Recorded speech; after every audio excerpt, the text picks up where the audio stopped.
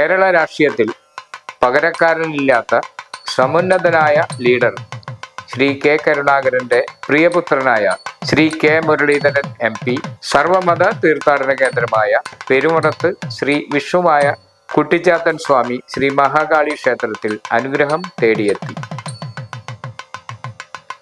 ക്ഷേത്രം മഠാധിപതി ശ്രീ സെൽവരാജ് സ്വാമികൾ ശ്രീ മുരളീധരനെ പൊന്നാടയണിയിച്ച് സ്വീകരിച്ചു.